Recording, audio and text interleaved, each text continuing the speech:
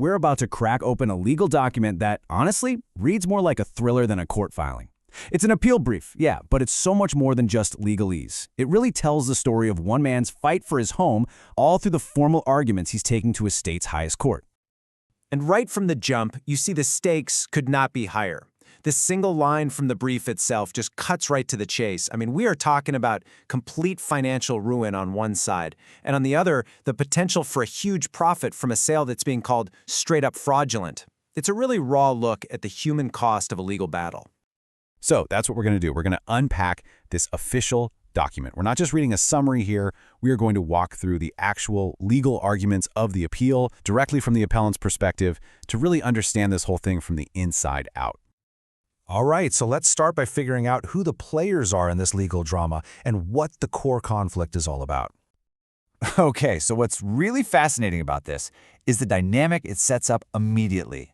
On one side, you've got the appellant, Jeremy L. Bass, representing himself. The brief even describes him as perforce pro se, which means he's forced to be his own lawyer. And on the other side, two corporate entities represented by a big multi-state law firm. Right away, this whole thing is framed as a classic David versus Goliath fight. So, the first major pillar of the appeal is a really serious accusation.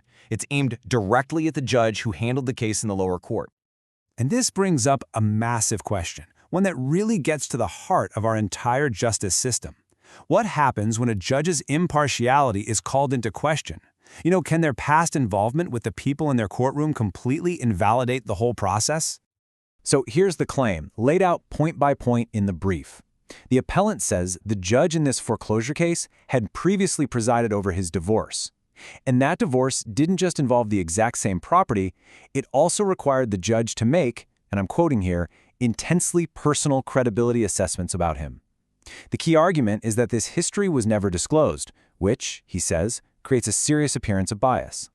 The appellant labels this a structural error. Now, you got to understand, this is a huge deal in the legal world. Think of it like this. If a small mistake in a trial is like a crack in a window, a structural error is a crack in the building's foundation. It's an error so fundamental, so deep, that it can't be fixed or ignored. It just poisons the whole case, meaning the entire trial is considered unfair from the start. All right, let's move on to the second pillar of the appeal. This one shifts from the judge to the judicial process itself. The argument here is that the appellant was basically denied a fair hearing. Wow, just listen to that language again, simply pretending the new evidence did not exist. The accusation here isn't just that the court made a simple mistake.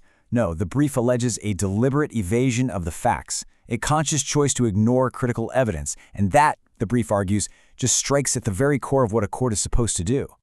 So this timeline shows exactly how it went down. The other side files their brief just 4 days before the hearing. The appellant scrambles over the weekend to file a response. But then, on the day of the hearing, the court just refuses to even look at it, saying there is no provision for there to be a reply to a reply, a strict procedural rule that effectively silenced his arguments. And this leads to what the brief calls a procedural catch-22. It's a brilliant way to put it. First, the appellant claims he was denied the ability to formally gather evidence from the other side. Then, when he tries to present his own evidence, that gets shut down too. So he's blocked coming and going. Can't get evidence in and can't get his own evidence heard.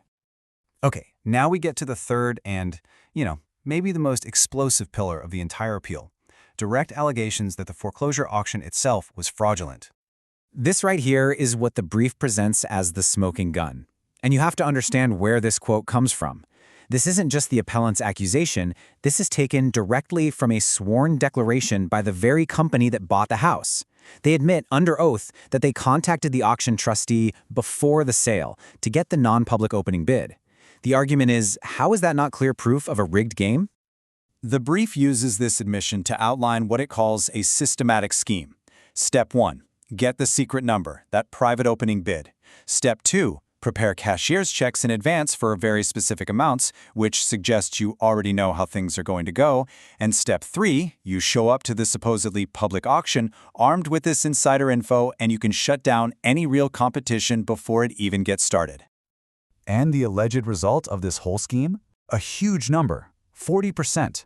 According to the brief, the property was sold for a staggering 40% below its assessed market value. That number represents a massive loss of equity for the homeowner, money that just disappeared because the sale allegedly wasn't fair. So after laying out these three massive arguments, judicial bias, procedural unfairness, and auction fraud, what does the appellant actually want the Supreme Court to do about it? Well, in any legal brief, the final section is called the prayer for relief. And it's basically the wish list. It's where you formally tell the High Court exactly what it needs to do to make things right. It's not just about winning, it's about getting specific, concrete remedies. And the list is pretty extensive. He's asking the court to reverse the original decision, cancel the attorney's fees the other side won, and then send the case back down, but with very specific instructions. Things like grant him the discovery he was denied, conduct a real trial, and force the lower court to use the correct legal standards this time. He's essentially asking for a complete do-over, but this time by the book. And this brings us to the final big question. This entire brief, from the judge's history to the excluded evidence to the auction, it all really boils down to one central theme. It forces us to ask, in our legal system, is getting the process right just as important as getting the outcome right? And what happens when someone believes that the process itself was fundamentally broken?